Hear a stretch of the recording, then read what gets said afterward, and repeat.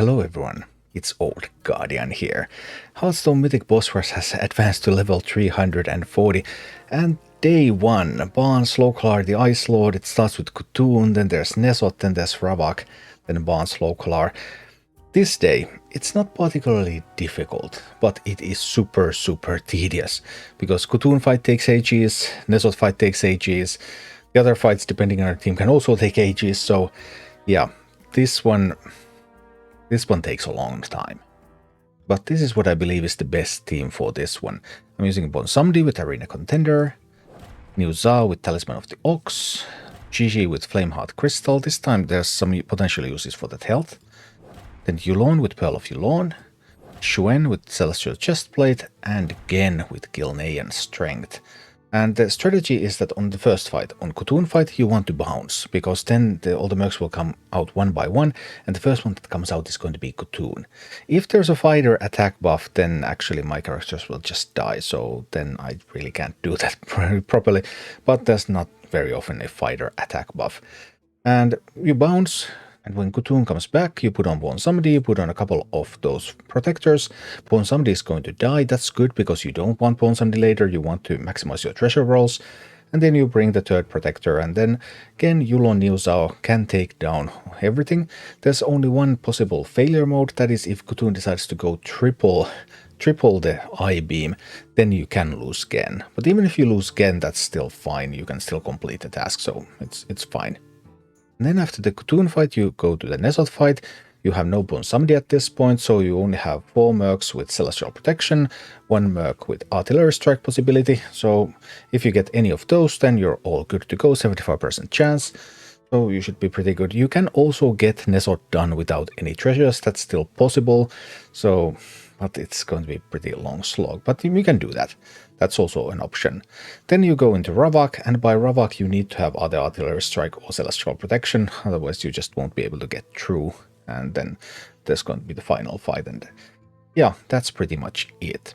There is also an alternative team in which you don't use Xuen, you use Sky Admiral Rogers instead, because Sky Admiral Rogers can also have Artillery Strike. I would recommend that if your Artillery Strike is like 150 at least, or better. So then you could do that, you could get some artillery strikes going, and then you could clear the last fights. Ravak has 200 health, he's a protector. Lokholar has 175 health, he's a protector. So Rogers potentially artillery strike can clear both of those. Barnes has 150, he's a caster, so that's why 150. So 150 on Rogers clears everything in the last fight. 175 on Rogers again clears everything in the last fight. Already less than 150 on Rogers clears the Ravak fight. 200 on Genn clears the Ravak fight. So those are some of the important breakpoints there. But Celestials just seems to be a little bit more solid if your Artillery Strike is not as upgraded. And these fights take a long time, so I have a sped up version of the fights for you, and this is what they look like in action.